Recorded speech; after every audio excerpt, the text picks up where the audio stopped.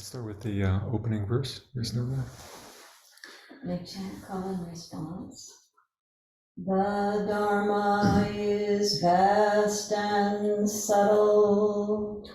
The Dharma is vast and subtle. We now have a chance to see this. We now have a chance to see this. Study this and practice this. Study this and practice this. May we realize this true meaning. May we realize this true meaning.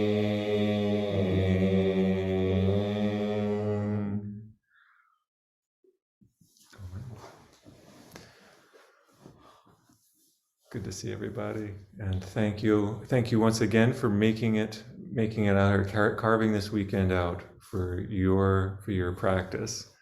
Yeah.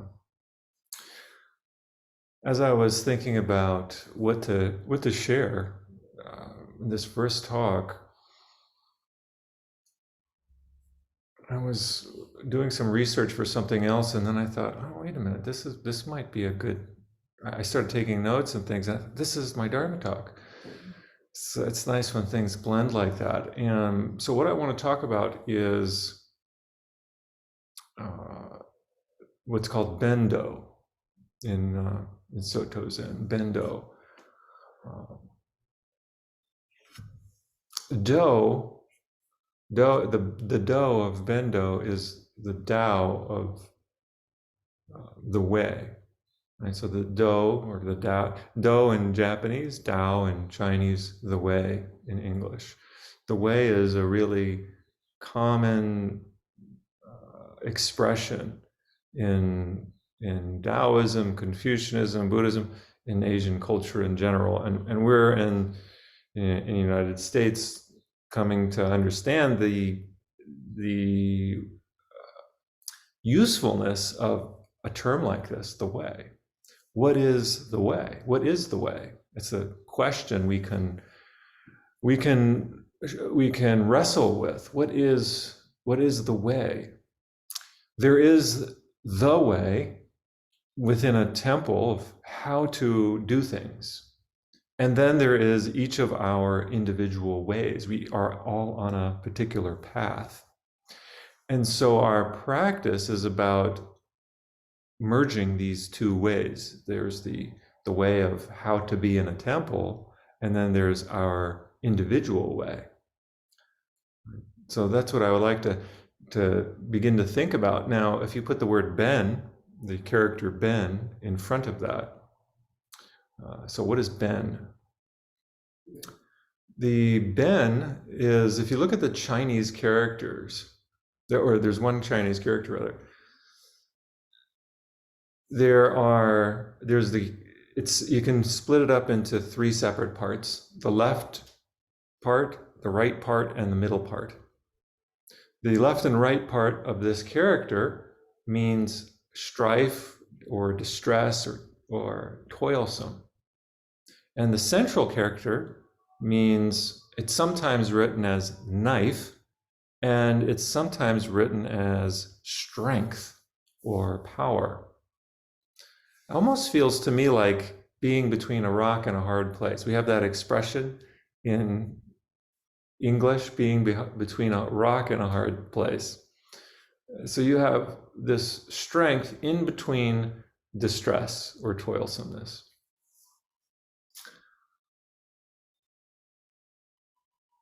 There is when you think about a knife, what does a knife do? The function of a knife is to cut, right?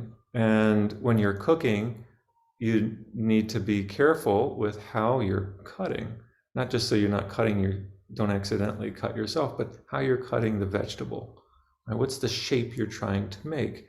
And so it requires discernment. It requires some wisdom. It requires paying attention. So this paying attention between a rock and a hard place is, I think it's an apt description, not just for Sesshin, but for our life, because we live in this society that says that we can have some degree of comfort and ease. And I don't want to dismiss that possibility, but it's almost as though we live as though that's our goal. And yet we keep getting other reminders from the left side and from the right side, from the front side and the back side, that, man, it just doesn't go the way that we want it to go. Something inevitably comes up and it's like puts you on edge in some way. So Sesshin really brings this quality of life into our moment. It's like purposefully drawing together the reality of life. It's not a, sometimes people think, oh, you're going to a retreat, how lucky. And they have no idea, like, what is the Sesshin? Like, we've chosen to really face our karma. It's like, okay, you know what? I've got some stuff going on in my life and I'm going to face it now. So I'm going to go to this retreat. And it's not at all it may be a restful time, but boy, our stuff comes up, our stuff surfaces.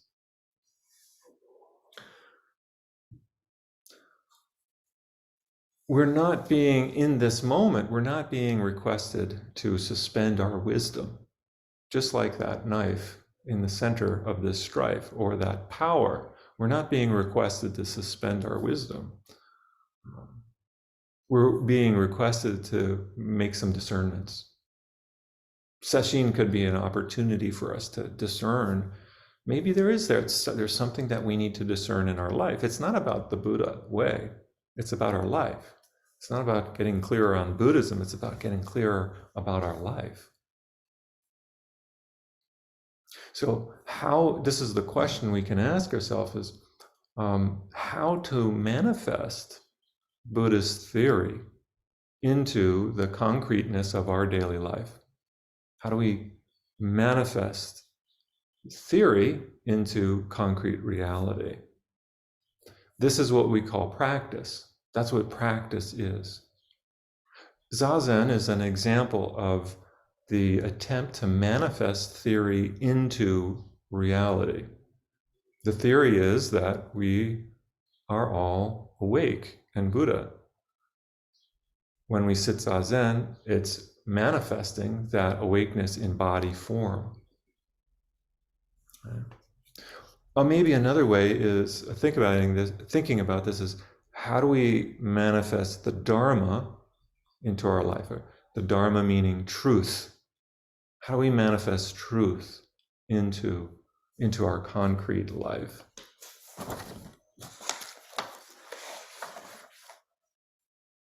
So Dogen says here in Bendo Ho, this fascicle, he says, if truth is not upheld, the way, the Tao, the Do, doesn't manifest. If truth is not upheld, the way does not manifest. What does it mean to uphold truth? What is this like? How do we be fully 100% honest with ourselves? Right? If the truth is not upheld, the way doesn't manifest. So the way is dependent on each of us in our own way, demonstrating or practicing the truth of our life. So what does it mean? What does it mean to you to manifest this Dharma, the truth? And what does it mean for us as we're practicing together in one space to manifest the truth? There's two separate answers to that question. For you, it's going to be different than for me. Each of us will have our own way. And that is something that you get it's the privilege of figuring out, especially when you exit the Zen Center. But how about for us as a group, as a unit? How do we do that? This is going to be the interesting thing. How do we do that? So Dogen has a theory about how we do that. And we can attempt to put it into practice in concrete reality as we are together. What is the theory? The theory is that we act in unison as one body. We act in unison as one body. Okay, so what might that look like?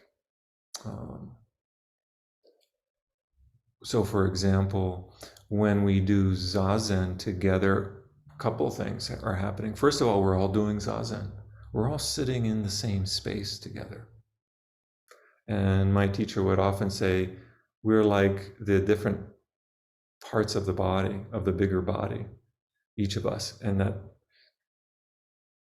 when somebody leaves, we can feel it's like an amputation of our energy when someone exits. Or when somebody comes in, you can feel a boost of your energy. So that's one way we can see this practicing in unison, coming together and sitting in the same space at the same time. And especially in this age of post-COVID, I don't know if it's too soon to say that, but in this age of technology where we can rely on Zoom for our getting together, gosh, isn't it so nurturing to be in the same space, to have this Zen Center that is the result of so much hard work and effort, pain, struggles, to sit in this space together. Right? And we can feel the support of the previous generation's work for us here. But another way of thinking about Zazen is that, and here's the thing, here's another way to think about Zazen. We don't do Zazen. The universe does Zazen. The universe does Zazen. We're sitting. We're not sitting. The universe is sitting. The universe, when we do Zazen, the whole universe does Zazen. And that's why I mentioned at the beginning, the opening remarks about concentrating our vital force to the highest degree of weakness. We let go of this preoccupation with the self, and we become one with the universe, like the drop of water that enters the ocean. Right? Where's the water? Where's the drop of water? Can you discern it? That's kind of the practice, is to become the whole ocean. And that's what we're doing when we practice Zazen. It's the whole unison. When we hear those birds out there, that airplane, that's doing Zazen. The birds are doing Zazen. The trees now in blooming, it's wonderful. See green leaves. Oh my gosh, wonderful. It just makes my eyes happy to look out there and see green on the trees.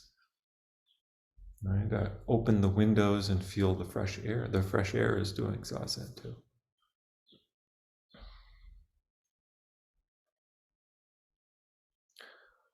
But here's what we're doing in unison. We're sitting at the same time. We're doing walking meditation at the same time. We're eating at the same time. We're chanting in unison. Right? And talk about eating. How many of us actually get a chance to eat with other people, let alone at the same time? It seems to be a rare thing for many of us to eat at the same time. So we're intentionally practicing together in unison. All right, so this said, we also need to take good care of our bodies. We also need to have, that's also manifesting the Dharma, is taking good care of our bodies. If we need to exit for any reason, then we shouldn't be afraid to be able to do that. It would be nice to communicate your needs, right? So that we have a sense of what's going on. But no one is holding us here. Nobody's saying you've got to stay. I think it's important just to know that, right? It's good to know my teacher would always say it's good to have a emergency exit. Know that there's an emergency exit.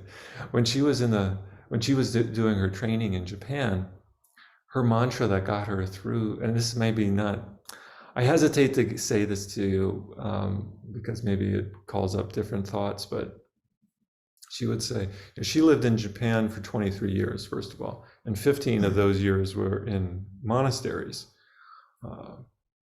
And when she was the first several years that she was there, I don't know, maybe she tends to be, in my opinion, she can become dramatic. So when I say this, hear the drama. She would say, I said this for a year, my mantra was, I'm going home tomorrow. I'll stay one more day. And that's what got her through difficult times in her practice. I'm going home tomorrow. She would say, make this result. I'm going home tomorrow, and I'll stay just one more day. Right? We say that also in in the recovery, just one day at a time, or one moment, or one breath at a time. Just one breath. That's all we're asking to do, is just this moment. We don't have, but what happens, our mind just starts to spin out of control. Oh my gosh, I've got, and you start looking at the clock, and what day is it? We try to orient ourselves. That's the problem, is we try to orient ourselves through time, and time doesn't actually exist.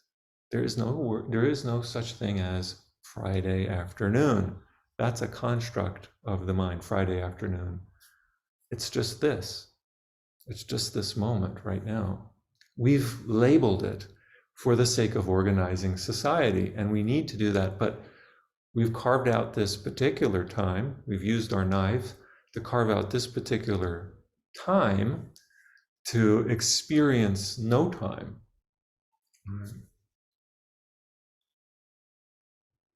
But again, coming back to, we need to also be willing and to take care of our own bodies. If we need to communicate something, please do.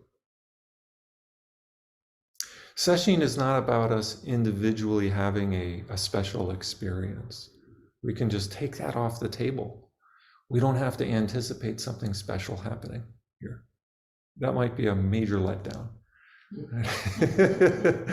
That might be something like, oh man, I was thinking there's something special.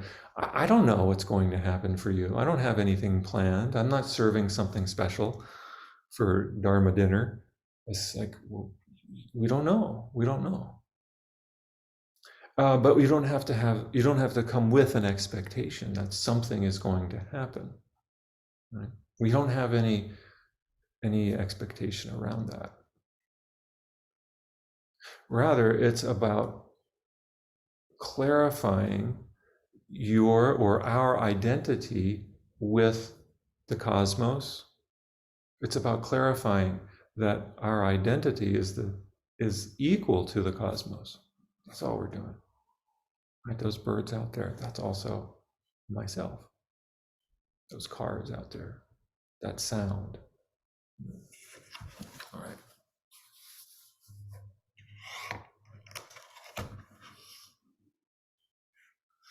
In the Zen-do, we become mirrors for each other. We get up at the same time, we bow to our cushions together, we turn clockwise, face each other, bow, and we've become a mirror. We've become a mirror. We're looking into a mirror when we do that, bowing to the person. It's not you doing this practice. It's you're realizing that we are inside of each other, right? We're mirroring each other. In U.S. culture, our individual identity and our individual effort is given a lot of praise. So Soto Zen might be difficult for us for that reason. We're not here to praise our individual identity. We're not here about to become special or to have an enlightened personality. So the term for this in Japanese is one of my favorite terms, Daishu Ichinyo. Daishu. Dai means great. Daishu, the assembly. One, practicing as one. Ichi nyo, that word, the Japanese for one is ichi. Ichi nyo, practicing together as one whole. Daishu ichi nyo. And when we practice Daishu ichi nyo, we're practicing to be in harmony with each other, like a swarm of bees. They know where there's nobody giving instructions.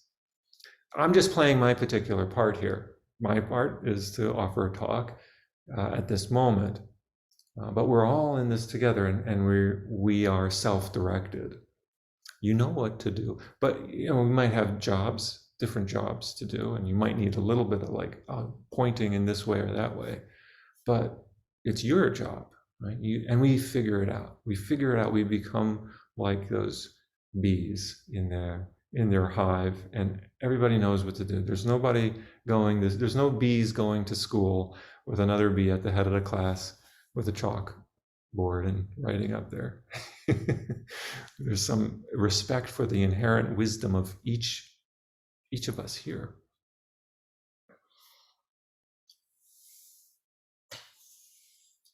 Connecting with Daishu Ichi-nyo is connecting with all the Buddhas. That's what Dogen says. It's the liberation before the empty kalpa.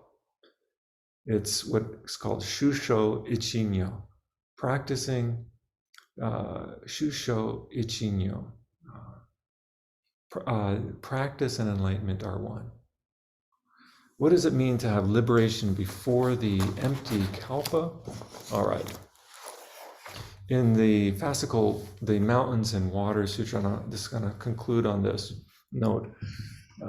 Sansui Kyo, the Mountains and Rivers Sutra, Dogen quotes another teacher that says, because mountains are the circumstances prior to the kalpa of emptiness, they are this life of the present.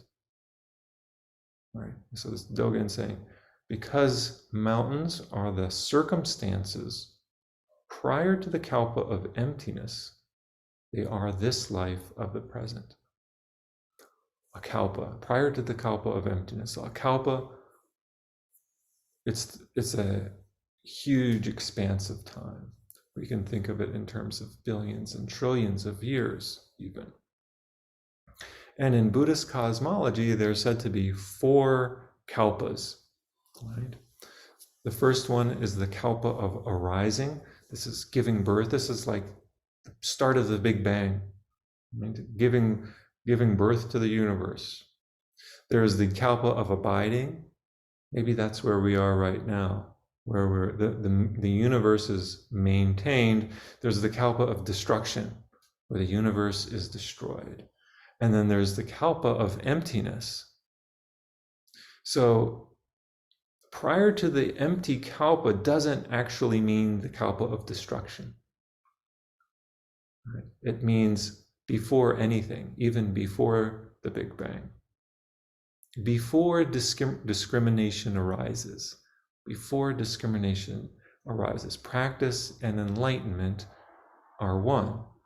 As soon as we start thinking about enlightenment, we're already missing it. As soon as we start thinking about I'm special in some way, we've missed it. So we want to move in the direction prior to this kalpa of emptiness. And I will close there. Thank you. Closing chant. The many beings are numberless, vowing to carry them across. The many beings are numberless, vowing to carry them across. Greed, anger, and ignorance rise endlessly, vowing to cut off the mind road.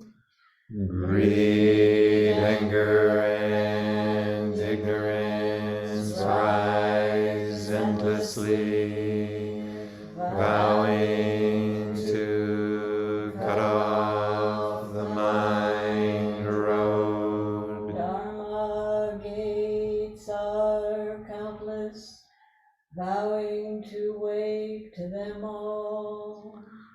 Dharma gates are countless, vowing to wake to them all. Buddha's way is all embracing, vowing to follow through.